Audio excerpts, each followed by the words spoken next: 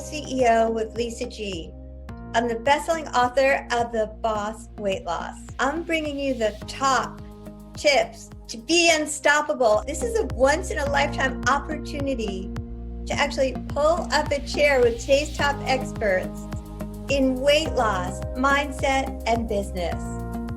Learn our top tips to set you up for success so that you can have more energy, be fit and resilient, and feel unstoppable. I graduated kinesiology, became a personal trainer and professional fighter, realizing the importance of mindset in the process, accomplishing any real success depending on that. And he loves the saying, if knowledge was all it took, everyone would have six-pack abs and be millionaires. Knowledge is good to have, but applied knowledge is better. Clifford Starks, welcome. Yeah, thank you for having me. I'm excited. I love your story about being a fighter and all of your mindset and everything like that. Is there anything more about your story you want to delve into before we get started? Yeah, so I actually got certified as a life coach in 2018. And the cool thing is I didn't realize that's what us personal trainers do. Like we're like personalized life coaches anyway. It's Absolutely. I it's think been both something I've been myself. practicing for years. Absolutely. I agree with you 100%. So life coach now, and I want to know, in your opinion, how important is a consistency in a plan? It really comes down to everything because we don't really realize how powerful our habits can be. And in order to create a habit, you have to be consistent at something long enough. I Right. think we get put into, like they say it takes 21 days to create a habit. Right. And it takes longer than that. And plus it's something that you can sustain. Like you can force yourself to do anything for 21 days, but Right. if you feel like it's this forced thing, it's just going to have bad consequences. So so if you focus on something that's like maybe 30 to 60 days and it's something that you can obtain without you forcefully overthinking about it, then it becomes a habit and then you can move forward from there. And so that's why I think consistency is so powerful. I love that. So would you say then, as opposed to some of the people thinking it takes 21 days to form a habit, that it takes 30 to 60 days to form new behavior change?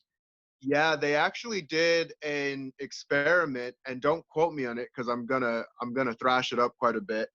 But they took astronauts and they had them like they gave them some goggles where they would actually see everything upside down.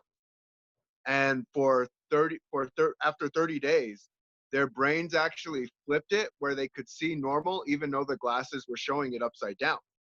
And then Wow. they tried again and they did it for 15 days and then they took a break and then they did another 15 days, but the brain didn't take it on. Like it didn't flip it over. And so that's what's so important about that consistency because it's day by day by day by day. And when we kind of go on these roller coasters of I'm going to create this habit and then I'm going to break it, I'm going to create it and then I'm going to break it, then you never truly implement the pattern of creating a habit and being consistent with it. Absolutely. And then you sort of lose trust in yourself along the way, don't you? If you Yeah, keep yeah. up your word to yourself. I think people start beating themselves up quite a bit. And for what we've gone through, I know you've been training a lot of people. Just having that support system to let them know, like, yeah, this is part of the process. Because it's not it's hard until it's easy. When it becomes easy, it's just second nature for you. It's part of who you are, and Right. anyone can do that. Like anyone can do that part. But sometimes having that support system to remind them of some of the pitfalls that they might fall into makes it a lot easier to do. And the accountability as well. I think it's so important. Like if you're making this promise to yourself and yet you have somebody holding your feet to the fire to hold you accountable to do the things that you said you were going to do, that Hmm. then is just as important for habit change that's going to stick. Absolutely. 100% agree. And so, how important is it then, Cliff, to enjoy the process? I think it's everything, you know. Now, there's two ways you can go about it. You can do all the right things and hate the entire process. Right, And you'll get to where you're looking to get to, but you're still probably going to hate life anyway because you're just like, oh, I don't like this. I don't enjoy this. right. Eating well feels good. Exercising feels good. It's all like we get dopamine hits for that kind of stuff. I love those. And And yeah, rely on them heavily. yeah, it's huge. It's huge. And so when we can take it and say, this is going to be awesome, this is going to be enjoyable because I'm going to go on a journey and I'm going to be transformed from this journey. Like that is what you're literally doing, is going through a transformational journey. And so you can appreciate that process, or you can complain about the process and say, this sucks. I wish I could do this. I'm not doing this over here. But you can have gratitude and be thankful for the things that you are doing because you're taking the time to invest in you. And there's not a better investment than that. Absolutely. And it's a mindset shift, then, isn't it? About I get to do this and I'm going to feel this way and I'm going to be there for others, or I have to do this. And I really think doing this sucks. Like, don't you think it is a really matter of addressing the mindset shift? It's huge. Yeah, it's huge. Just getting your perception in the right spot. You know, when you can see it as, I am investing in life. Like that is what you are legitimately doing when you are eating nutritious foods, when you are getting the exercise you need, when you are getting proper sleep, when you are meditating, when you are breathing correctly, when you are less stressed out. You're doing nothing more than investing in life, and that's what you want to do, is live fully. You know, I think everyone wants that. I think so too. And I think people are watching. Like, I think people aren't going to do what you say as much as are going to do what you do. Because I see in the background, you have a picture of your son in the background, right? Yes. And He don't does burpees you see, like, he's likelier to want to do burpees because dad does burpees than if you said you're not getting lunch until you do burpees. Yeah, yeah, no, that's true. That's 100% true. Like I try not to force anyone to do anything. I just live my life and I live it as fully as I can. You know, as I've taken on the leadership role, it's been kind of interesting because all I can do is lead me and people will follow. If I you try love and that. force leadership, yeah, you force leadership on people, they're going to begrudgingly do what you tell them to do if you happen to be the leader or the boss, but they're not going to be fulfilled fully. Like you want them to be fulfilled fully because everyone can win that way, and everyone can win in the very best way because we're taking all of our skill sets and our tools and putting it together as a team. I love that because you can't really motivate another person if they're not motivated themselves, or if they don't have a deep connected why of why do they want to be fit. Can you? Hmm. Absolutely. I don't believe so. I think life attracts life. You know, when you're infectious, when you're empowered, when you're feeling good, when you're loving life, even if they might not be loving it, they're going to love it a lot more when they're around you, and they're going to start feeling it, and then they're going to start dreaming big again too and do the things that they were meant to do. Like we were all meant to be big players in this game. It's contagious. I love it. The infectiousness of motivation and who you are and how you show up is contagious in a good way. Yeah, absolutely. And I want to talk to you finally about how you do become your environment, because I know we weren't raised in the same environment to be a leader. Like, how do you become your environment? So because it there's such an internal and an external factor. um when people are not internally strong enough, I tell them to look within and then say, okay, well, what things can I change? How can I be proactive in the situation that I'm in? Because everyone's in different situations. Some people are successful just because that's all they know, because they've been around nothing but successful people. So they have that habit built in already, and it's easy for them because that's their world. Some people, not so much. They were not in the right environment to be successful. And the thing about a successful person is a successful person always, they see possibility, they see answers everywhere, everything can be figured out. And taking from one transition to the next, like if you take someone who's not in a successful environment and then you put them in a successful environment, and then giving them the chance to like catch themselves sometimes, because they might go back to some of those habits of like, oh man, if I would have always been in this, like, no, but you're in this now. You're presently, like, stay in the present moment. And that's what I remind people: stay as present as you can, because the present's the only thing you can control. You can't go backwards. You can only focus and control on what you're doing at this very moment.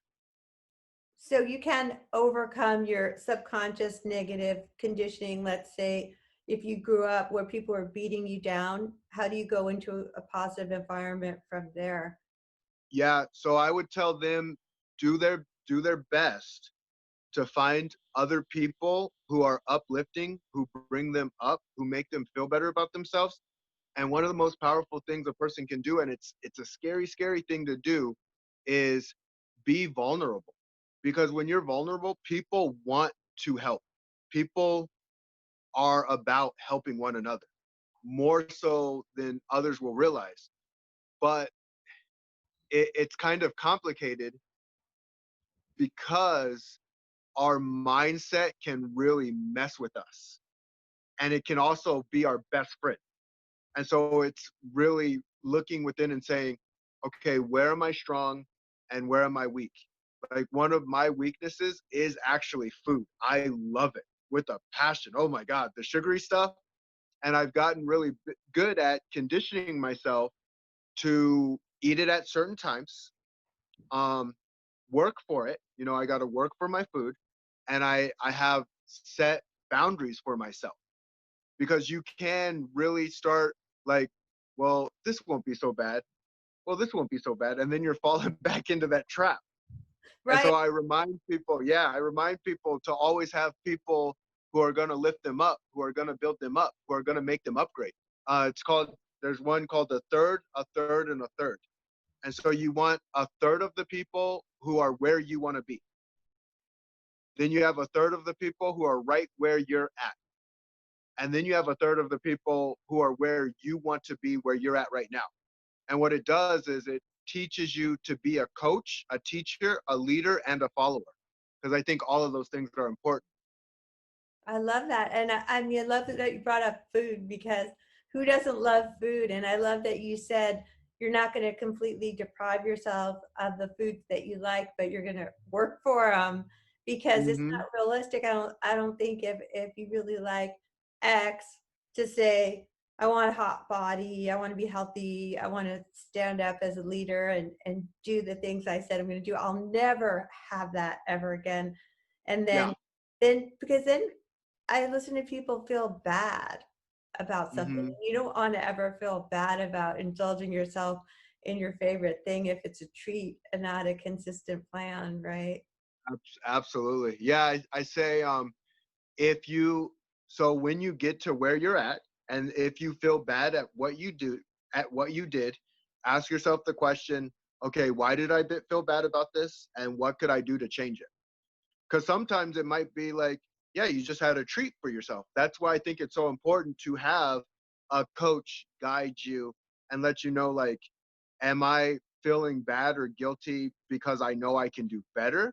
Or am I feeling bad and guilty for just being a human being? Like, it can go either way.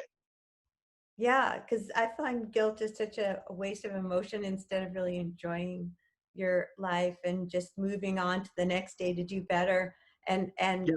a coach is so important, because knowledge is not power. It's applied knowledge, as you said.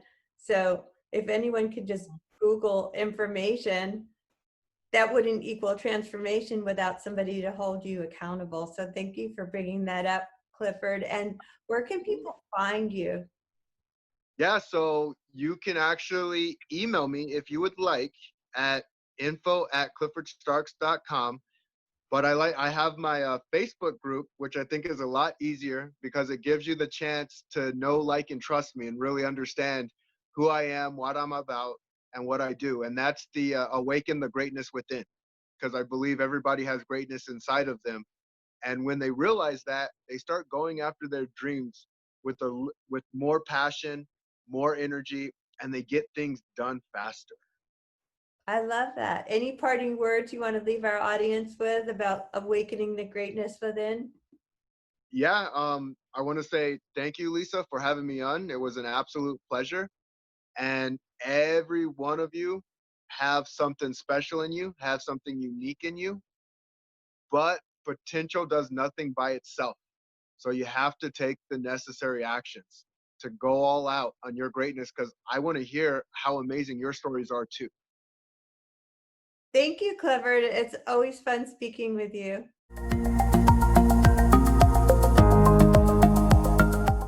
Thanks for joining WholeCEO with Lisa G. This episode is brought to you by my friends at Bossell. Looks like a beautiful dress watch, acts like a smartwatch, so you can go from your workout to a dinner, screen your calls, track your activity, even your sleep. Share this with your friends for a chance to win a Bossell watch.